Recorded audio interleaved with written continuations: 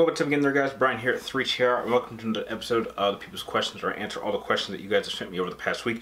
We got a pretty solid episode with a lot of newcomers this time around, so I'm happy to see that the People's Questions reach is somewhat expanding.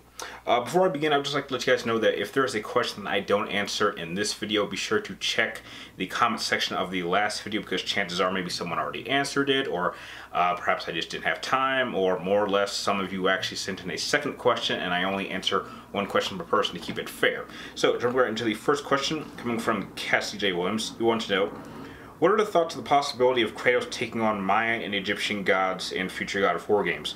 I think it's highly unlikely, because I think the fact that he stuck with Greek gods and now we're going to Norse mythology, I think to have him start taking on Mayan gods and Egyptian gods, I think that might be dragging it a bit too far. But I just think the time difference is a bit too far apart. And at some point, I wouldn't mind if they retired Kratos. I mean, I honestly wouldn't mind if in this next coming God of War game, like, Cleos retired and his son decided to take over his role. I really wouldn't mind that. Next question comes from Williams, and you want to know, if I put Ghost Rider and Spawn in a Versus series video, who do I think would win? I have no idea, because I don't really know Ghost Rider and Spawn all that well, so I'm not even sure what the extent of their capabilities, what they've been able to do, what are their strengths and weaknesses. I mean, I know that, like, maybe Ghost Rider can't go out in the sun, from what I remember in the movies. I know that if you cut Spawn's head off, he can die, but I do recall in like one comic book that actually happened and he somehow came back, and I just don't know enough about the characters in order to do a matchup like that. Next question comes from the Hunter Bros, and the first question is, what are my thoughts on people putting the Keeper against Pyramid Head? I have no idea who the Keeper is, and I'm not really a fan of Silent Hill, so I don't even know all that much about Pyramid Head. And the second question is, what are my thoughts on Doom 3 and the DLCs? Well, I never got a chance to play Doom 3 at all, so I'm not aware if they're re-releasing it, and I'm not even sure what the DLCs for it are, so it's kind of hard to answer. Next question comes from Isaiah Cordova, nice name, and you want to know, if they ever decide to make a third Marvel Ultimate Alliance game, would I want to play it? Probably not, because I didn't play the first two Marvel Alliance like Ultimate games, so if I didn't play the first two, chances are I probably don't want to play the third one.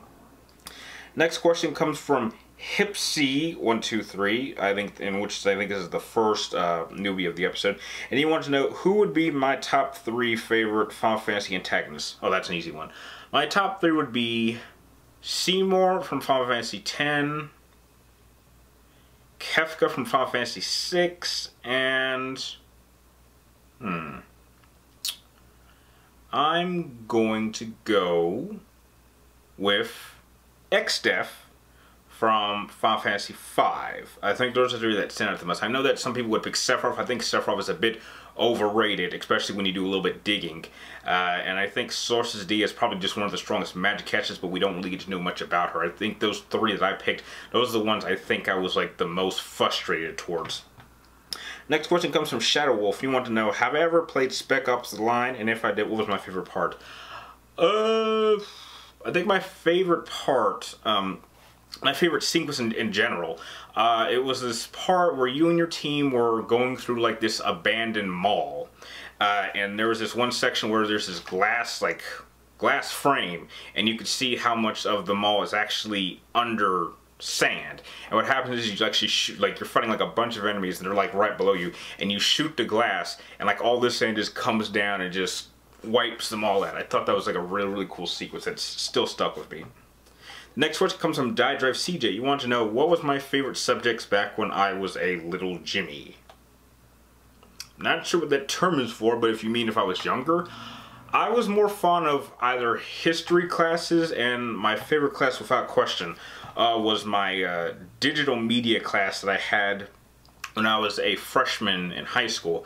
Had my favorite teacher of all time, Mr. Gordon, and he pretty much taught me everything I know about digital media, and that's probably the class that kind of sparked my interest into wanting to get into gaming journalism, because I'm big into games, and I did happen to actually work on my school's news network system for like 2 years, which for my junior in senior years. I was kind of just running things behind the camera, and I kind of made sure I never spent time in front of the camera, which is kind of ironic because a decade later and now I'm in front of the camera. So I would say those are just in general the two type of classes I was most fond of when I was, you know, younger.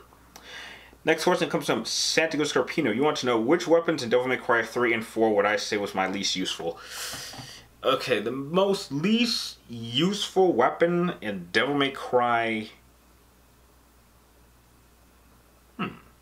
3. I didn't like the twin swords. I never actually... You know, I take that back. No, I don't take that back. Yeah, I would say the swords because I like the Cerberus. No, you know what? I will take that back. I actually didn't like the Nirvana like electric guitar. I really had no real use for it. I think its only best function is that if you had it equipped it and used your double trigger, it gave him the ability to fly, and that's about it. But the other weapons I actually enjoyed. And as for the Devil May Cry 4, I didn't like the little rose spider things that Dante had that allowed you to like throw like all these different flowers. I didn't like that at all. So I would say that was probably my least used weapon, Devil May Cry 4.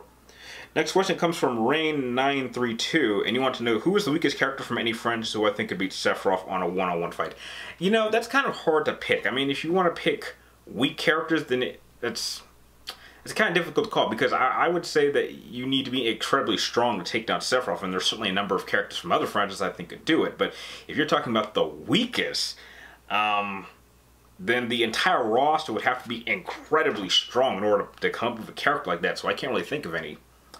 Next question comes from Yoda Date. You want to know what feature am I looking for in Mortal Kombat 11? Honestly, one thing I would love for them to bring back is to bring back the tag team element that they had in Mortal Kombat 9. And if anything, I would like them to do a 3-on-3 system, because that's incredibly popular. Because I've seen it in, you know, Marvel vs. Capcom has a 3-on-3 system. Final Fantasy The City has a 3-on-3 system. And hell, even the new Dragon Ball Z, Dragon Ball Fighter Z, that has a 3-on-3 system. So I would love to see something like that added to Mortal Kombat, because I think the switching out system I thought was very, very well handled, and I was upset that they didn't add it to Mortal Kombat 10. They took that because I enjoyed it. Next question comes from Morlock Lord, and you want to know, which do I think is most reliable in combat? The Aeons from Final Fantasy X or the summonings from Final Fantasy XII? I'm more of a fan of 10's Aeons. I only played 12 once, and I wasn't really a big fan of it, but I know that the difference between 12 and 10 is that with 10 you directly control the Aeons only. For 12 you actually can summon one of them, and you can only have one of your party members fight alongside with them. But I just feel like to keep it simple and just have the Aeon be in control. Next question comes from Alu Cerna, and you wanted to know, what are my thoughts of the Michael Bay Transformers movies from Transformers 1 to Transformers Last Night? Well, I still really like the first one. I think the first one is the best. Revenge of the Fallen is racist. Dark of the Moon was a step in the right direction. It did have its number of flaws. The Last Night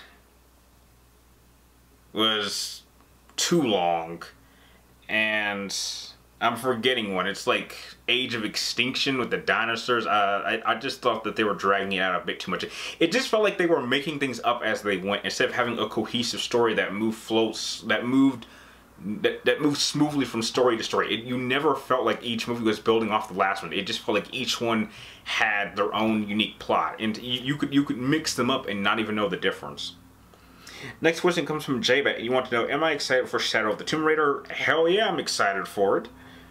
Next question comes from Cassius Buxley, who actually went to the trouble of teaching me how to pronounce his name, so thank you. You want to know, you saw a dude named Danko and didn't match it with Obi-Wan Kenobi and Mace Windu, and you want to know who do I think would win in my opinion. Well, I did happen to see that video. I looked it up. And I have to agree with him. I do think that Mace Windu would be able to take down Obi-Wan Kenobi. Because if there's any one form that is incredibly effective against Sarisu, it would be Juyo. And the fact that Mace Windu went to the trouble of creating his own variation, Vipad, and the fact that he's only the second best fighter in order behind only Master Yoda. So that tells you a lot of things. So yeah, I'm fairly certain that Kenobi would probably lose to Mace, especially when you even go into their force powers. And I think that Mace's force powers are a lot more lethal than Kenobi's. And the last question of the episode comes from Silver Shadow 2099. They want to know, who do I think are the top 8 swordsman fighters in the Final Fantasy franchise? I'm not going to go into 8, but I'll do 5. And I'm not going to put them in any particular order. I'll just pick which ones 5 are the best. Sephiroth is question number 1. Then you throw in Advent Children Cloud. Then I would throw in Orin. Then I would probably throw in... yeah, I would probably throw in Squall. And then after that, I'm leaning more towards base form Cloud, but Titus would probably be an honorable mention. But you know, those would probably be the 5 that I would pick. And with that, that is the end of the episode. I'd like to thank all of you guys for making this episode possible for your questions. If you guys have any more questions you'd like me to answer in next week's episode, be sure to type them in the comments down below. Make sure you get them into people for next Wednesday afternoon before I start filming this. And remember that it's only 1 question per person. So with that said, I'd like to thank you guys for watching, and I'll see you next time.